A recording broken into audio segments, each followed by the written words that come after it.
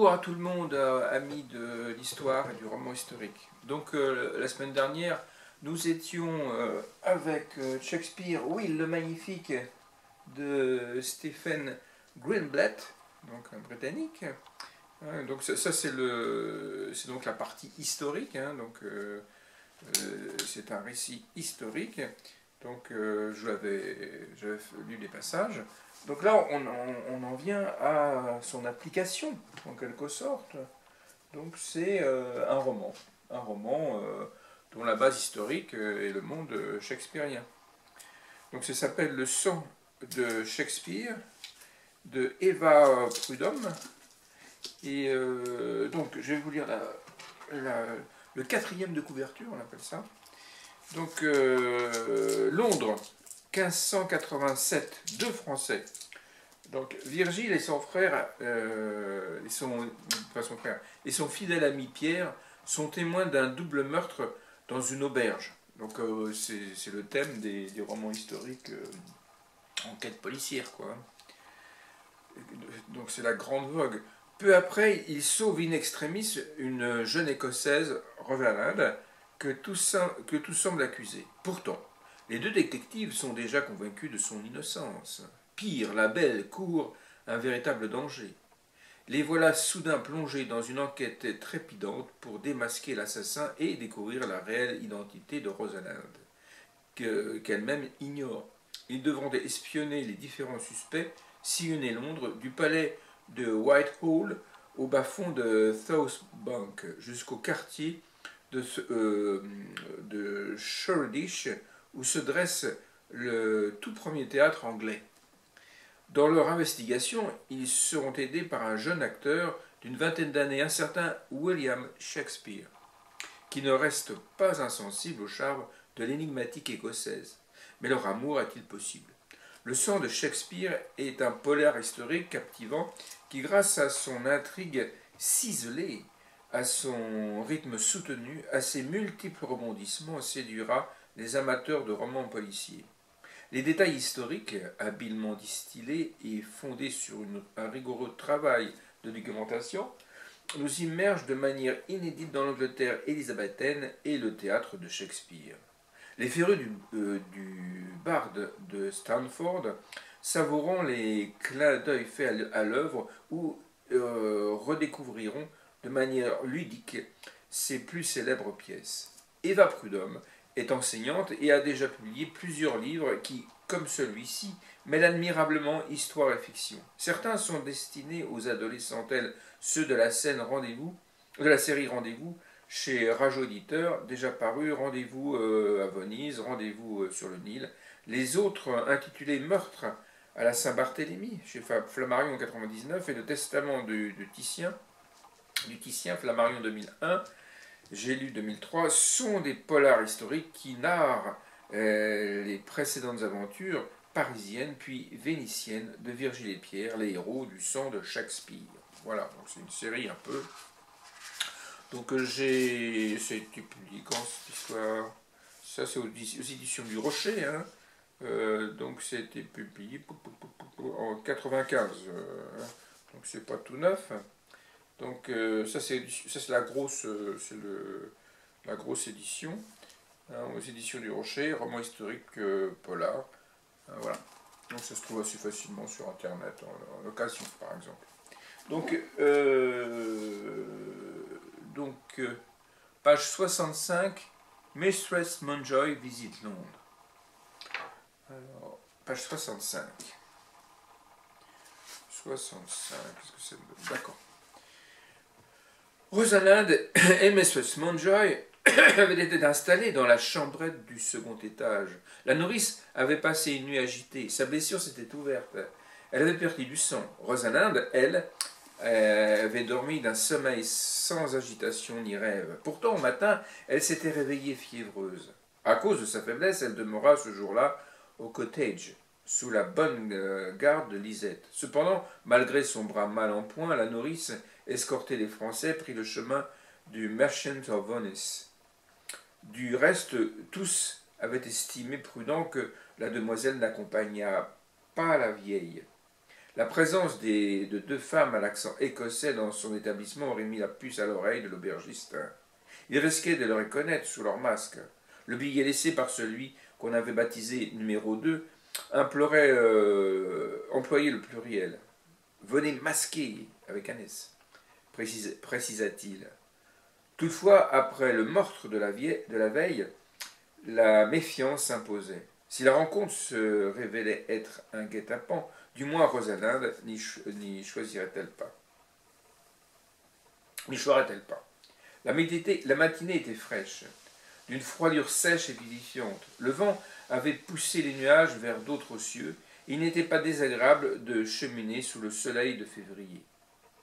Les marcheurs se mirent en route pour rallier Petty France à Blackfriars. Mistress Munjoy, qui trottait à petits pas, ouvrait de grands yeux étonnés et curieux. Elle voulait emmagasiner autant de faits que faire se pouvait, une multitude d'images volées à cette formidable ville de Londres. 2 jours plus tôt, elle était entrée dans la capitale à la tombée de la nuit, saoulée par la fatigue et la poussière du voyage. Elle n'avait pas eu le temps ni la force de rien voir. La veille, les horribles événements qui l'avaient assailli dès son réveil avaient annihilé toute velléité touristique. Elle avait vécu la fuite du Merchant of Venice, le court périple sur la Tamise et la course vers Bishopsgate, qui avait suivi dans un brouillard de l'esprit. Ce matin, par contre, apaisée par une nuit de repos et revigorée par son déjeuner, elle se sentait l'âme d'une exploratrice. On oublie les élancements de son bras blessé. Je ne suis venu à Londres qu'une seule fois dans ma vie. Il y a si longtemps que je ne saurais en préciser la date. J'étais toute gamine. Eh bien, nous allons vous faire visiter un tantinet la cité en chemin, proposa Virgile. Il ponctua sa promesse d'un éternuement tonitruant. L'enchiffrement ne lui avait pas été épargné après sa baignade dans la Tamise glacée. Je crains que l'excursion ne commence par une bien vilaine vision, enchaîna Pierre, que les soins attentionnés de Lisette avaient mieux préservé du rhume. D'un geste de la main, il attira l'attention de l'Écossaise sur la porte monumentale de Bishopsgate, qui trouait le mur encerclant la ville. Au sommet de la construction, qui pointait ses tourelles vers le ciel, empalées sur des pics, des têtes, des bras, des jambes d'exécutés, étaient offerts en pâture au regard des passants et à la voracité des oiseaux. La vieille étouffa d'un cri de dégoût et se signa furtivement. Précédée de ces deux cicérones, elle passa sous l'entrée en plein cintre de Bishopsgate et pénétra dans la cité de Londres proprement dite. Prenons par Broad Street, suggéra Pierre à son compagnon, qui acquiesça. Au milieu de la dite Broad Street, sur le côté droit, s'élevait un édifice aux dimensions étendues, au corps de bâtiments multiples. L'ancien cloître des Épustins, commenta le professeur de droit. Comme les 23 couvents de la capitale, il est passé dans la sphère civile après la dissolution, par Henri VIII, des ordres monastiques et la confiscation en 1540 de leurs possessions. Il a retrouvé un usage religieux depuis lors, car Édouard VI l'a cédé aux réfugiés hollandais 10 ans plus tard. Voilà. Bon, c'est une description de Londres, quoi. Crabe le chien. Page 105 à 107. Page 105. Page 105. 105. Où es-tu, 105 105, d'accord. Un assourdissant chaos régnait au cottage lorsque Pierre en franchit le seuil. Au retour de l'école, ses enfants avaient croisé un chien errant qui depuis n'avait pas lâché leurs talons. Touchés par ce qu'ils prenaient pour une marque d'affection, les Bambas l'avaient aussitôt adopté. Il avait fait entrer dans la salle basse du cottage en cachette de leur mère. Lisette avait rapidement repéré cette présence plutôt maladorante. Elle avait entrepris de chasser l'animal sous son toit, mais elle s'était heurtée à l'opposition farouche de sa progéniture. Et Lavinia de pleurnicher, Ascagne de piailler, aîné d'argumenter. Le chien, pour sa part, découvrant avec ravissement un nouvel univers, mordait avec entrain tout ce qui tombait sur ses canines. Pierre arriva sur ces entrefaits. À peine eut-il à refermer la porte qu'il se heurta à sa femme, armée d'un balai de paille. Oust cria-t-elle, à l'intention du matin, le matin le chien, hein, qui la regardait intrigué, une bottine dans la gueule. Dès qu'ils aperçurent leur géniteur, les trois garnements se rouèrent dans ses jambes, une prière unanime à la bouche. On le garde, dit Père, on le garde. Il n'était pas dans les habitudes de Pierre de prendre le contre-pied des décisions de Lisette. À dire la vérité, il aurait presque été tenté d'accéder à la requête et recueillir ce matin qui semblait si satisfait d'être apprivoisé et qui rendait les enfants si guillerets. Mais dans le pli au coin de la bouche de sa femme, il lut la désapprobation. « Je ne crois pas que cela se puisse, dit-il, par déclaration aux trois gamins, dont les larmes se mirent à couler. Comme c'est dommage, il est si mignon quand il frétille la queue. 5 pères Dieu se tournèrent vers celle qui venait de parler. Debout dans l'escalier, Rosalinde, vêtue d'une robe de Lisette trop lâche pour son corps maigrelet, le teint si blafard qu'il en devenait crayeux, des cernes grises sur ses yeux rouges, avait l'apparence d'un fantôme. Elle avait parlé d'une voix fluette et étranglée, sur le coup d'une spontanéité qu'elle semblait regretter. Elle porta une main à sa bouche, l'autre s'agrippa à la rambarde. Elle vacilla, Pierre se précipita vers elle. Malgré la promptitude de sa réaction, il ne parvint pas à prévenir la chute. La jeune fille s'écroula comme un drap blanc et flasque. Il n'avait cependant pas tout à fait perdu connaissance. Le médecin l'aida à se relever lentement et à descendre jusqu'au rez-de-chaussée. Il l'entraîna vers un fauteuil dans lequel il l'installa. « Pardon, lui dit-il, je ne vous ai pas rattrapé à temps. C'est moi qui vous demande pardon, renchérit-elle. J'ai été incivile. Je n'aurais pas dû manifester mon faible pour ce chien. » Comme si elle avait deviné qu'on l'évoquait, la bête lança un jappement joyeux, se mit à remuer frénétiquement de la queue et alla se blottir aux pieds de Lisette. De fait, il est bien mignon, songea Pierre. Il leva les yeux vers son épouse et comprit qu'elle aussi commençait à succomber au charme bâtard de l'animal. Mari et femme échangèrent un regard de connivence et un soupir de capitulation. « C'est bon, » concéda la maîtresse de maison. « Vous pouvez le garder, mais à une condition sur laquelle je ne transigerai pas. Il n'est pas autorisé à pénétrer à l'intérieur. Qu'il aille prendre ses quartiers d'hiver, marquer son territoire et mâchonner ce qu'il trouve dans le jardin. » La déclaration fut accueillie par des cris de victoire et des sauts d'allégresse. Les trois petits assaillirent leur mère pour se prendre à ses jupes, pour lui attraper la main, pour lui administrer un baiser. Puis, tandis que la fillette ouvrait la porte du logis, ses aînés entreprirent de pousser le nouveau membre de la tribu jusqu'à la sortie. Au moment où les garçons et l'animal franchissaient le pas de l'entrée, la sœurette poussait un petit cri. Nous ne lui avons pas donné de nom. Aussitôt s'ouvrit une foire d'empoigne au sobriquet. C'était à qui braillerait avec le plus de conviction pour baptiser le chien. Buck, Ariel, Fest, Crabe. La dernière proposition avait été émise par Rosaline Crabe, l'emportant sur tous les suffrages. Le Roquet, fraîchement adopté et dûment prénommé, sortit avec docilité du cottage, les oreilles droites et la queue dressée.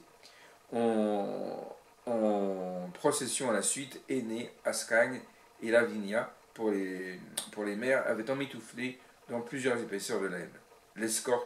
L'escortèrent jusqu'au jardin. Voilà. Les soucis du foyer. Page 167, Shakespeare amoureux de Rosalinde. Alors, un Shakespeare amoureux. Page 167.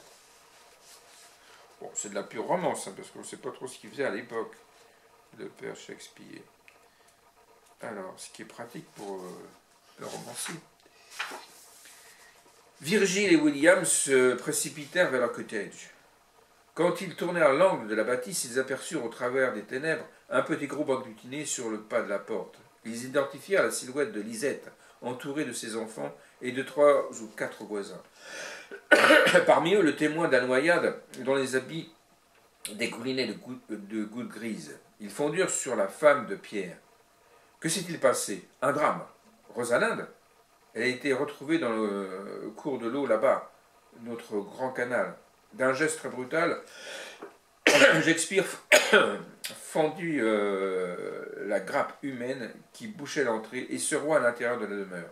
La jeune fille gisait, allongée sur la table, que l'on avait recouvert d'un tapis. À son côté, Pierre, le visage figé, s'agrippait à son poignet comme à une corde de survie. En attendant, William et Virgile pénétrèrent dans la pièce. Il se tourna vers eux sans lâcher le bras de l'Écossaise et prévint la question pleine d'angoisse qu'ils s'apprêtèrent à lui adresser. Le pouls bat encore. Ces 4 mots firent tomber les nouveaux arrivants dans les bras l'un de l'autre. Elle est vivante. Dieu soit loué. Dieu soit loué. Ils lâchèrent leur étreinte pour se glisser au chevet de la rescapée. Lisette avait pris soin de lui retirer ses jupes détrempées et elle était étendue presque dévêtue sous plusieurs épaisseurs de plaid.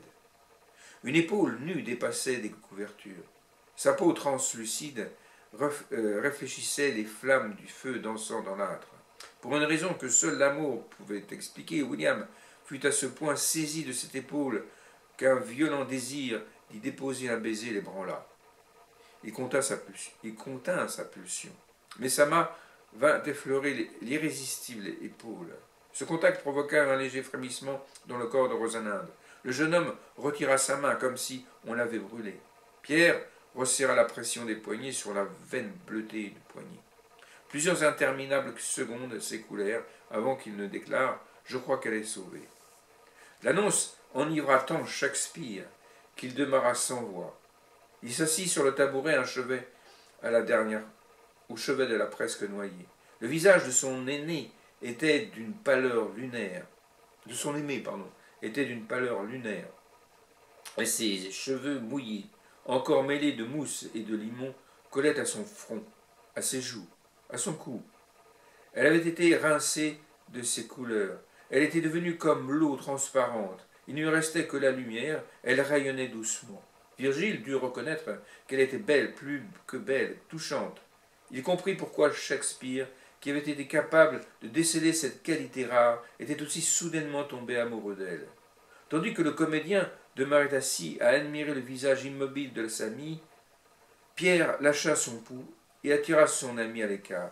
Un quart d'heure de plus dans l'eau glacée, elle passait de vie à trépas. Heureusement que le ruisseau n'est pas profond à perdre pied. C'est une bonne femme qui travaillait à Bethlehem Hospital qui l'a découverte, surnageant contre un pilier du pont. Elle l'a tiré de là, tant bien que mal, et accourue jusqu'ici cherche de l'aide. Elle me connaît de l'asile. Elle ne serait pas venue cogner à notre porte. Je serais tout de même sorti dehors. Ces cris d'alarme ont alerté tout Petit France. Autant dire que la petite lui doit la vie sauve. Pour ma part, j'ai fait tout ce qui était à mon maigre pouvoir. J'ai expulsé l'eau de ses poumons. J'ai réchauffé ses membres. À présent, elle est tirée d'affaire. Le plus sage serait d'allumer un bon feu au 2e étage, de l'installer dans son lit et laisser quelqu'un la veiller en silence et de patienter jusqu'à ce qu'elle sorte de la torpeur. Voilà. Donc ensuite, page 289, le médecin juif. 289. 289.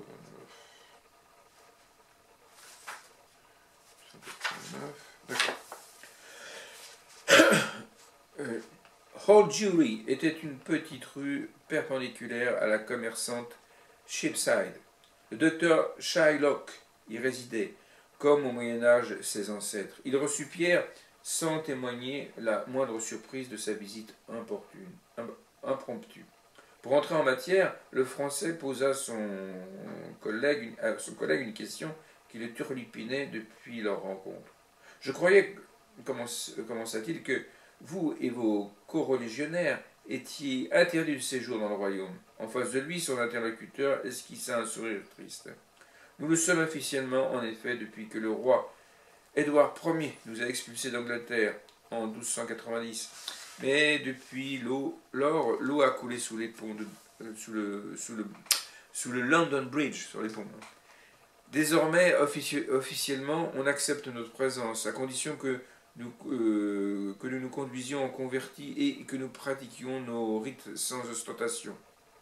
Le meilleur exemple de cette tolérance n'est-il pas notre confrère Lopez, devenu bien rien de moins que le médecin personnel de son Altesse royale? Pierre opina du chef. Il avait, oui, compté l'extraordinaire ascension professionnelle du docteur Rodrigo Lopez, un juif portugais qui avait fui l'Inquisition, qui avait trouvé refuge en Angleterre, qui avait soigné le comte de Leicester et qui, depuis un an environ, officiait comme médecin de la reine elle-même. Shylock l'empressa de relativiser la portée de cet exemple. Une figure aussi remarquable n'est en rien représentative. Les communautés juives dans ce pays sont minuscules. Il en existe comme une à Bristol. Il y a aussi la nôtre à Londres. Au total, je doute que nous soyons beaucoup plus de 200 sur le sol anglais. La conversation entre Pierre et Shylock, ainsi entamée, se poursuivit un moment, avant que le Français n'ose aborder le sujet qui l'amenait. Existe-t-il dans votre communauté un dénommé Rosenkratz ou un certain Guildenstern? Sous sa barbe poivre et sale, Shylock blêmit. Pierre comprit qu'il s'était montré maladroit, peut-être offensant, dans un anglais dont il détachait chaque syllabe. Son collègue énonça. Rosenkratz and Guildenstern are dead. Ils sont morts, quoi. Hein. Voilà. À cette nouvelle, Pierre tressaillit. Pourtant, lorsqu'il s'y arrêta plus tard, il dut admettre que cette double mort relevait de la logique même. Il savait pour sûr que Rosencrantz n'était pas Rosencrantz, mais Bedlam Begar, évaporé dans la nature. Pour des raisons parallèles, Guildenstern, repris de justice à l'oreille trouée, ne devait pas être Guildenstern. À qui le fou et le criminel avaient-ils emprunté leur nouveau nom, si ce n'était à deux cadavres? Rosencrantz et Guildenstern, expliqua Shylock, étaient des voisins, deux bourgs qui habitaient ensemble au bout d'Old Jewry, des vieillards plus âgés que Mathusalem. Ils prêtaient à intérêt des petites sommes car ils vivaient chichement. Elohim, le Seigneur, sait qu'ils ne respiraient pas l'opulence. C'est un de leurs clients qui les a tués. Il y a un peu moins d'un an de cela, au printemps dernier, dans des circonstances demeurées obscures. Un matin, on les a retrouvés égorgés, comme des bêtes baignant dans une mare de sang. Leur bureau, il va sans dire, avait été dévasté et leur pécule pillée. L'enquête n'a pas fouillé profond et le procès n'a pas éclairé grand-chose. Après tout, les victimes n'étaient que deux juifs usuriers de surcroît.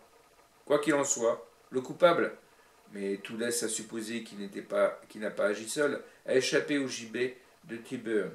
Condamné à mort, il a été capable de réciter le nec verset. Nec verset, alors littéralement le vers du coup, et ainsi a sauvé sa peau. Voilà. Donc ensuite, page 386, autopsie d'un furet. 386. Sur la pointe des pieds, pour ne point perturber ce petit monde silencieux plongé dans l'étude ou les travaux ménagers, il traversa la salle du rez-de-chaussée et grimpa jusqu'au second étage. Il se glissa dans la chambrette qui faisait office de bureau et s'enferma à double tour. Lui non plus ne souhaitait pas être dérangé dans sa tâche. La veille, il avait déposé dans un coin de la pièce le sac rapporté d'Oldcastle House. Il le récupéra dès la tâche, le vida de son contenu. Falstaff, le furet de Phoebe, figé dans la rigor mortis, roula sur la table. Le Français entreprit l'inspection du cadavre. Le pelage de l'animal ne présentait aucune blessure externe, aucune plaie apparente. Le médecin ne repéra pas non plus sur la tête le corps ou les membres de marques de coups. La bestiole n'avait pas chuté de haut, ne s'était pas brisé la nuque. Poursuivant son examen, Pierre s'attarda sur les babines, le museau, les yeux de l'animal. Il ne nota pas de dilatation de la pupille, ne décela pas de traces de bave, ne huma pas d'odeur suspecte, si ce n'est celle de la putréfaction qui, malgré le froid, avait commencé son œuvre. Il mit donc en sourdine, sans toutefois l'écarter tout à fait, l'hypothèse d'un empoisonnement. La bestiole gisait pourtant sans vie. Il dut se résoudre à empoigner un scalpel et entamer une dissection. Contrairement à bon nombre de ses collègues qui se refusaient à manipuler des instruments et à découper les chairs, estimant qu'il s'agissait de travail de barbier, le Français ne rechignait pas à la chirurgie. Il lui était arrivé de crever des bubons, d'amputer à la scie, de rebouter des coudes, de cauteriser au fer rouge, de vider des abcès, de saigner d'un coup de lancette et d'arracher des dents. Pour autant, il n'était pas un virtuose des ciseaux. Devant le petit furet, recroquevillé dans la mort, il se sentit curieusement maladroit. Il sollicita ses souvenirs de dissection, celles qui avaient été pratiquées clandestinement à Paris, celles auxquelles il avait assisté dans l'amphithéâtre de la faculté de Padoue, puis s'attaqua à sa tâche. Il éprouva la difficulté à écarter les 4 pattes du mustélidé et à les clouer chacune à un angle de sa planchette. S'ouvrit à lui un ventre aux poils courts et soyeux. Incisant la fourrure, il pratiqua une ouverture de la longueur d'un doigt entre les côtes. Tenant écartées les lèvres de la coupure qu'il venait de pratiquer, il fouilla la cavité de l'animal. Un éclat attira son regard. Il fronça les sourcils. La lumière grise qui provenait du dehors ne lui permettait pas d'inspecter le ventre de la bestiole. Il alluma une chandelle et pencha la flamme au-dessus du petit cadavre. Grâce à ce supplément de clarté, il distingua clairement ce qu'il avait d'emblée repéré.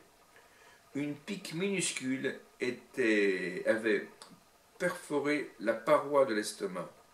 Pierre aurait volontiers parié que là se trouvait ce qui avait provoqué la fin de Falstaff. Aiguille ou épingle. L'animal de compagnie de Phoebe avait dû l'engloutir d'un coup.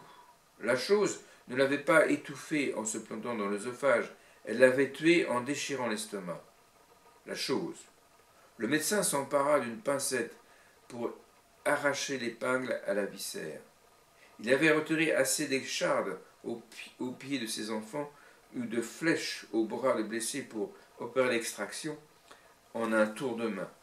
L'objet récupéré, il le laissa choir au fond d'une cuvette d'eau. Aussitôt, le sang qui avait coagulé à la surface de l'aiguille, l'enveloppant d'une gangue rougeâtre, se dilua. Alors apparut aux yeux de Pierre médusé le reflet métallique d'un objet pointu, qu'il reconnut aussitôt pour le cure-dent en argent de Benedict Oldcastle. Voilà, donc c'est une enquête policière. Voilà le sang de Shakespeare d'Eva Prudhomme, hein, que je vous recommande. C'est intéressant, c'est étonnant. Et on a fini ce sujet. Je vous dis à dans 15 jours hein, pour une toute autre histoire. À très bientôt.